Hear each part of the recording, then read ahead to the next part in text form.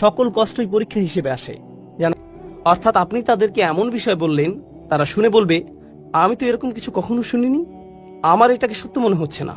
হতে পারে তারা এটা শুনে সত্য মনে করবে, আবার এমনও হতে পারে তারা বলবে, আমি নিশ্চিত নই, আমি এরকম কথা কখনো শুনিনি। তখন আপনি তাদেরকে কি বলবেন? দলিল। হক এর আরেকটি অর্থ হচ্ছে এমন বিষয় যা দলিলের মাধ্যমে প্রমাণ করা যায়, আর এই বিষয়গুলো একটি অপরটির সাথে সম্পর্কযুক্ত।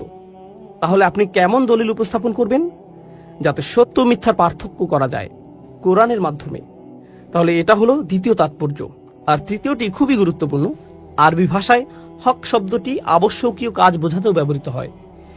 এমন কাজ যা আপনার জন্য অত্যাবশ্যকীয়, এটা অধিকার বোঝাতেও ব্যবহৃত হয়। যেমন উদাহরণস্বরূপ বলা যায়, আল্লাহ বলেছেন হুকুকুল্লাহ আর হুকুকুল ইবাদ, তাই না? আরেক জায়গায় আল্লাহ আযজা ওয়া জাল্লা বলেছেন হাক্কান আলাল মুত্তাকিন, যাদের তাকওয়া আছে তাদের জন্য এটা একটা আবশ্যকীয় কাজ। এর মানে হচ্ছে তোমরা একে অপরকে নিজেদের দায়িত্বের কথা স্মরণ করিয়ে দিবে, একে অপরকে মনে করিয়ে দিতে হবে, কারণ মানুষ প্রায়ই তাদের দায়িত্বের ব্যাপারে ভুলে যায়, তাদের কর্তব্যের ব্যাপারে উদাসীন হয়ে পড়ে। এগুলো এমন বিষয় যা তাদের অবশ্যই করতে হবে। সুতরাং তাওয়াসিউ বিল হক এর অর্থ এখানে এমনও হতে পারে যে কেউ একজন স্বামী হিসেবে সংসারের প্রতি কর্তব্যে অবহেলা করছে, তখন আপনি তাকে বলবেন, ভাই তোমার দায়িত্ব আছে, তুমি এই মেয়েটিকে বিয়ে করেছো, মেয়েটিরও তোমার প্রতি অধিকার আছে। এটাও তাওয়াসিউ বিল হক। কেউ হয়তো তার বাবা মায়ের প্রতি সুবিচার করছে না, আপনি তাকে বললেন, ভাই তোমার বাবা মায়ের প্রতি কর্তব্য আছে, আল্লাহর প্রতি তোমার দায়বদ্ধতা আছে ভাই, তোমাকে অবশ্যই ঠিক সময় মতো নামাজে দাঁড়াতে হবে। ইন্নাস সালাতা কানাত আলাল মুমিনিনা কিতাবাম মাওকুতা, এটাও কিন্তু তাওয়াসিউ বিল হক। এর মানে হলো একে অপরকে নিজেদের দায়িত্ব ও কর্তব্যের ব্যাপারে স্মরণ করানো ও উৎসাহ দেওয়া। এই সবগুলো অর্থ সম্মিলিত হয়েছে মাত্র তিনটি শব্দে, তাওয়াসি বিল হক। এই তিনটি শব্দে, ইত্তাবিউ মা লা ইয়াসআলুকুম আজরান ওয়া হুম মুহতাদুন। তাদের অনুসরণ করো যারা তোমাদের কাছে কোনো বিনিময় প্রত্যাশা করে না। এটাই সরল অনুবাদ। অনুসরণ করো যে তোমাদের কাছে কোনো বিনিময় চায় না। ওয়া হুম মুহতাদুন, আর তারা সরল পথে অঙ্গীকারবদ্ধ। মুসলিমরা কোরআনের যে ধারণাগুলোকে ভুল বুঝেছে এটি তারই। কোরআন বলেছে যে তারা কোনো বিনিময় প্রত্যাশা করেনি। ভাই, আপনার প্রোগ্রামের জন্য কেন ফি নির্ধারণ করেছেন?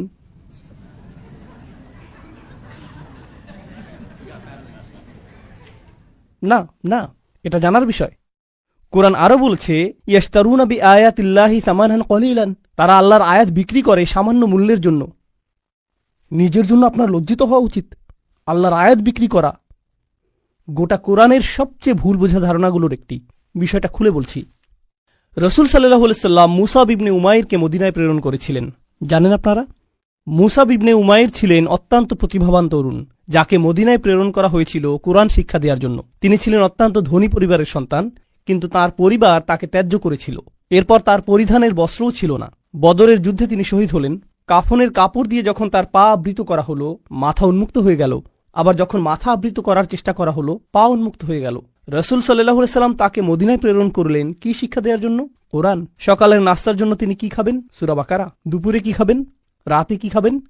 রাসূল সাল্লাল্লাহু আলাইহি সাল্লাম তার জন্য বেতনের ব্যবস্থা করেছিলেন, যাতে তিনি তার কাজ করতে পারেন। কোরআন শিক্ষাদানের জন্য তাকে অর্থ প্রদান করা হয়েছিল। তারা আল্লাহর আয়াতকে বিক্রি করে, এই কথার অর্থ কি জানেন? এর মানে কি? এর মানে হলো আয়াতগুলোর নির্দিষ্ট অর্থ রয়েছে, কিন্তু মানুষ তা শুনতে চায় না। তো আপনি অর্থ পরিবর্তন করে দিলেন, আর মানুষ যা শুনতে চায় আপনি তাই বললেন, যার ফলে তারা আপনার প্রতি রাগান্বিত হবে না। আপনি মানুষকে এমন জবাব প্রদান করেন যা শুনে তারা ভালো বোধ করবে, আর তারা যা শুনতে ভালো বোধ করবে না সেগুলো আপনি এড়িয়ে গেলেন। এভাবেই তারা আপনাকে পছন্দ করতে থাকে, আর আপনি নিজের জনপ্রিয়তা ধরে রাখেন। এটাই সামান্য মূল্যে আয়াত বিক্রি করা। সামান্য মূল্য বলতে এখানে মানুষের সন্তুষ্টিকে বোঝানো হচ্ছে। বুঝতে পারছেন? এখানে আয়াতটি হলো, তার অনুসরণ করো যে তোমাদের কাছে কোনো বিনিময় চায় না। এমন কাউকে অনুসরণ করো যে তোমার কাছে কোনো বিনিময় চায় না। আসুন এটা বুঝি। এটা সকল নবীদের একটা মূলনীতি। প্রত্যেক নবী এমন জাতির মাঝে এসেছেন যেখানে গুরুতর কোনো সমস্যা ছিল, আর যখন একটি জাতির গুরুতর কোনো সমস্যা থাকে, মূলত একটি জাতির ভারসাম্যপূর্ণ থাকা চাই। কিন্তু যখন তারা কোনো অপরাধ সংঘটিত করে তখন তারা ভারসাম্য হারাতে থাকে, আর ভারসাম্যহীনতা খারাপ হতেই থাকে হতেই থাকে হতেই থাকে। এটা এমন অবস্থায় পৌঁছে যখন গোটা জাতিটা ভেঙে ছিন্ন ভিন্ন হওয়ার উপক্রম হয়। আর রাসূলের কাজ হলো তাদেরকে সেই ভারসাম্যহীনতা থেকে টেনে তোলা এবং আবারও সঠিক অবস্থানে নিয়ে আসা। বুঝতে পারছেন? কিন্তু যখন একটি ভারসাম্যহীনতা জনপ্রিয় হয়ে যায়, সকলে এটা করতে থাকে, সকলেই এতে অভ্যস্ত হয়ে যায়, আর এটা উদযাপনের বিষয়ে পরিণত হয়, এটাই ফ্যাশনে পরিণত হয়, তখন এটার বিরুদ্ধে বলা কি সহজ? না। উদাহরণস্বরূপ এখনকার সময়ে সমকামিতার বিরুদ্ধে বলাটা বেশ কঠিন হয়ে গিয়েছে, তাই না? লূত আলাইহিস সালাম কি এমন সময়ে বসবাস করেছেন যখন এটা জনপ্রিয় ছিল? হ্যাঁ।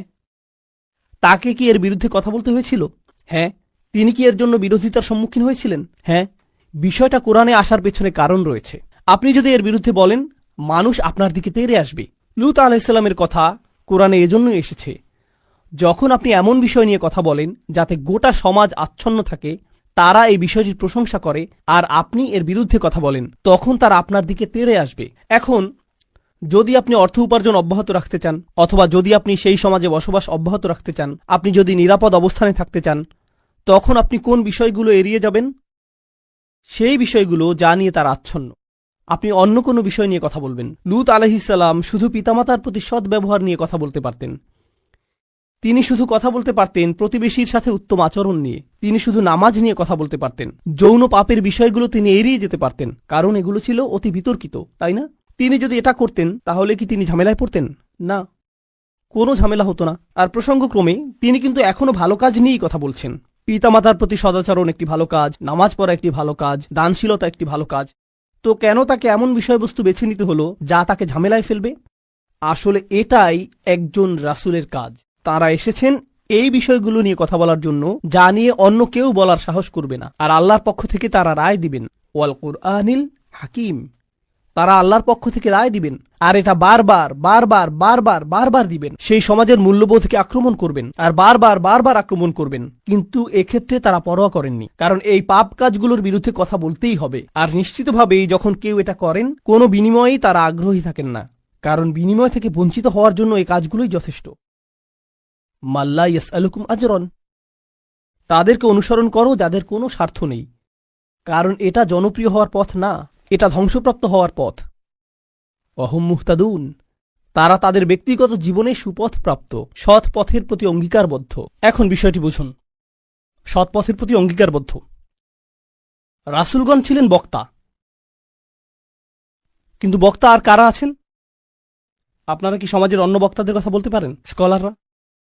ইসলামী পরিবেশের বাইরের কথা বলছি। রাজনীতিবিদরা হলেন বক্তা, তাই না? ঠিক আছে। তো রাসূলগণ আপনাকে রীতিনীতি নিয়ে বলেন, সমাজ পরিবর্তন নিয়ে বলেন, তাই না? রাজনীতিবিদরাও কি কখনো কখনো সমাজ পরিবর্তন নিয়ে কথা বলেন? অবশ্যই। কিন্তু যখন রাজনীতিবিদরা সমাজ পরিবর্তনের কথা বলে, আমরা দেশের উন্নতি করতে চাই, আমরা জাতির উন্নতি করতে চাই, আমরা এটাকে শক্তিশালী করতে চাই, ইত্যাদি ইত্যাদি ইত্যাদি, তারপর আপনি যখন তাদের ব্যক্তিগত জীবন পর্যবেক্ষণ করেন, আপনি কি পান? আপনি পান দুর্নীতি। তো তাদের কথাগুলো অনেক উঁচু মানের, কিন্তু তাদের চরিত্র অনেক নিচু। আর প্রসঙ্গক্রমে আপনি দেখেন যে তারা উঁচু মানের জিনিসগুলো নিয়ে কথা বলে এজন্য যে তারা ক্ষমতা চায়, তারা মন্ত্রী হতে চায়, তারা বিনিময় চায়, তারা কোনো কিছুর প্রতি লালায়িত। যখন নবীরা কথা বলেন, তারা কি চান? তারা শুধু চান ন্যায় বিচার, তারা শুধু চান সত্য, আপনার কাছ থেকে কোনো বিনিময় চান না। আর উপরন্তু আপনি যদি নবীদের ব্যক্তিগত জীবনের দিকে লক্ষ্য করেন, তারা সর্বদাই সঠিক পথের প্রতি অঙ্গীকারবদ্ধ ছিলেন। ওয়াহুম মুহতাদুন। তো বাণীটি নিখুঁত এবং বাণীবাহকও নির্ভেজাল। এই ধারণাটি কি আগেও শেখানো হয়েছিল? হ্যাঁ। ইন্নাকা লামিনাল মুরসালিন আলা সিরাতিম মুস্তাকিম। আরেকবার পুনরালোচনা। কোরআন এরকমটাই করে, আয়াতগুলো পরস্পর সম্পর্কযুক্ত। এখন পরের আয়াতে অমালি, অর্থাৎ আমার কি সমস্যা হয়েছে, সেই মানুষটি এখনো কথা বলছেন, সেই রজুল, সেই আদর্শ ব্যক্তি, আল্লাহর ইচ্ছায় যার নাম আমরা কোনো একদিন জান্নাতে জানতে পারব। তিনি বলেছেন, আমার কি সমস্যা হয়েছে?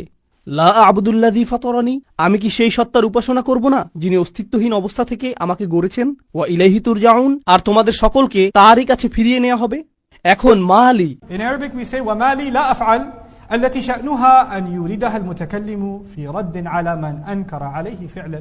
ইবনে আশুর এটা উল্লেখ করেছেন যে যখন কেউ বলে আমার কি সমস্যা হয়েছে যে আমি এটা অথবা সেটা অথবা অন্য কিছু করব, এর অর্থ হলো কেউ তাকে বলেছে যে এই তোমার কি সমস্যা হয়েছে, তুমি কেন ধর্ম ত্যাগ করেছো, আর সে তার দিকে ফিরে এর জবাব দিচ্ছে। তো প্রকৃতপক্ষে উক্তিটি যদিও লিপিবদ্ধ হয়নি, কিন্তু তার বক্তব্যের ধরন দেখে আমরা বুঝতে পারছি এই তোমার কি সমস্যা হয়েছে, কেন তুমি এই মিথ্যা ধর্মের পক্ষে কথা বলছো।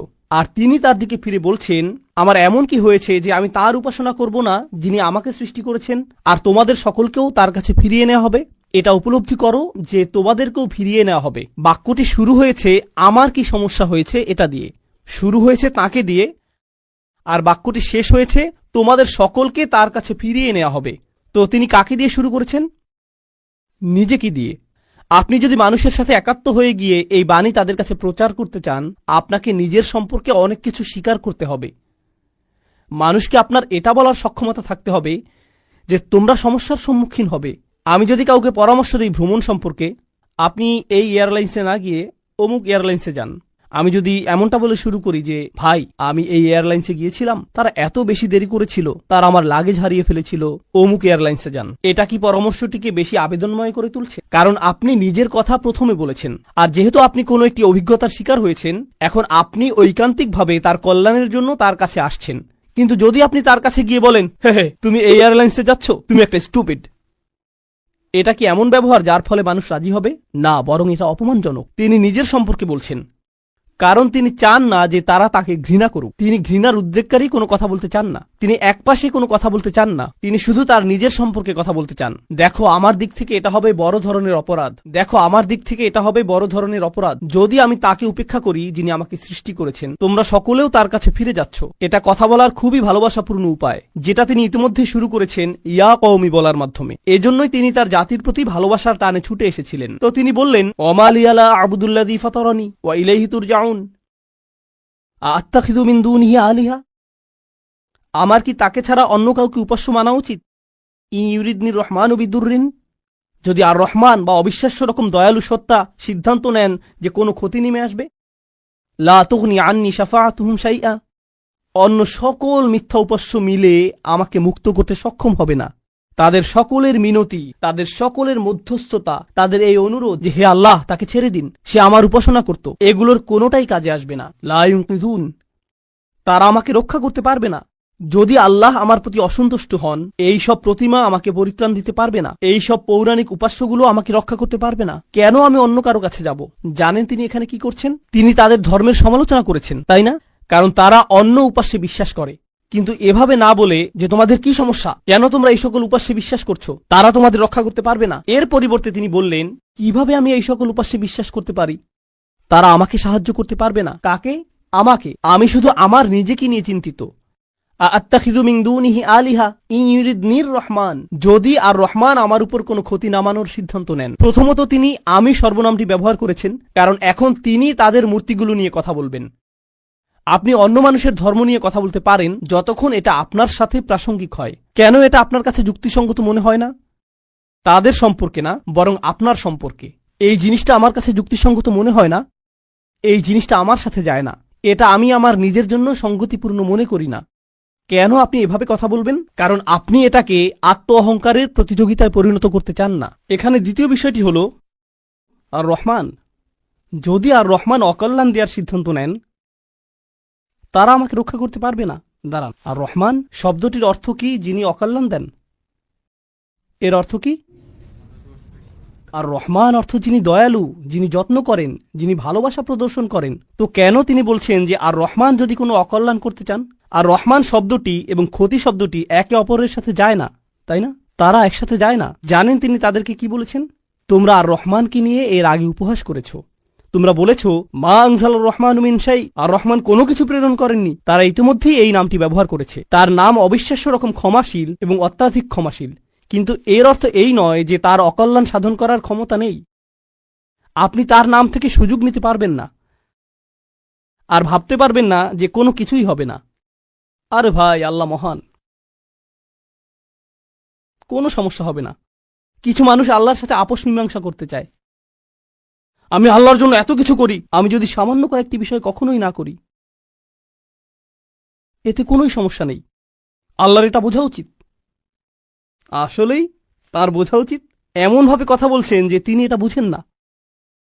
আপনি কি আল্লাহ সম্পর্কে এভাবে কথা বলার অবস্থানে রয়েছেন? হ্যাঁ, কারণ তিনি আর রহমান। ওকে, তাহলে দেখা যাবে এজন্যই আপনি কোরআনের সবচেয়ে কঠোর আয়াতগুলোর মধ্যে আর রহমান শব্দটি পাবেন, যাতে আপনি এই বিষয়টি বুঝে নিতে পারেন যে অবিশ্বাস্য রকম ক্ষমাশীল হওয়ার গুণটি তাকে ন্যায় বিচার থেকে বিরত রাখবে না এবং তার কর্তৃত্বকেও খর্ব করে না।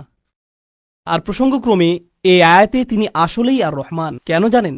কারণ আল্লাহর একজন বান্দা, প্রত্যেক মানুষই আল্লাহর বান্দা, সে স্বীকার করুক আর নাই করুক। যখন আল্লাহর একজন বান্দা পাপের উৎসে পরিণত হয়, তখন সে হয় এই পৃথিবীতে ক্যান্সারের মতো, যে পাপ কাজ ছড়াতে থাকে। আর তখন আল্লাহ অন্য সকল সৃষ্টির প্রতি রহমা প্রদর্শন করেন তাকে সরিয়ে ফেলার মাধ্যমে। এটাও আর রহমান নামের অন্তর্ভুক্ত। কখনো তার দয়া প্রদর্শিত হয় অন্য সকল সৃষ্টির প্রতি, যখন তিনি তাদেরকে রক্ষা করেন আপনার কাছ থেকে। ইন ইউরিদনির রহমানু বিদুররিন লা তুগনি আন্নি শাফাআতুহুম শাইআ। সুবহানাল্লাহ। এখন আমরা তার বক্তব্যের প্রায় শেষে রয়েছি। ইন্নী ইযাল্লা ফী যালালিম মুবিন। যদি এমনটাই হয়, যদি আমি আল্লাহ ছাড়া অন্য কারো উপাসনা করি, যদি আমি অন্য উপাস্য গ্রহণ করি, তাহলে আমি সুস্পষ্ট বিভ্রান্তিতে পড়ে যাব, আমি সম্পূর্ণরূপে বিভ্রান্ত হয়ে যাব। তিনি বিভ্রান্ত নন, তিনি বলছেন তোমরা সবাই বিভ্রান্ত, কিন্তু তিনি তাদেরকে আঘাত করতে চাইছেন না।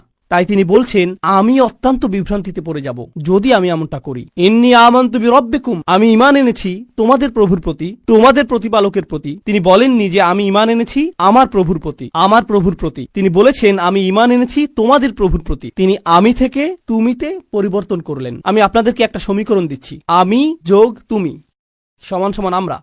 আমি যোগ তুমি সমান কি?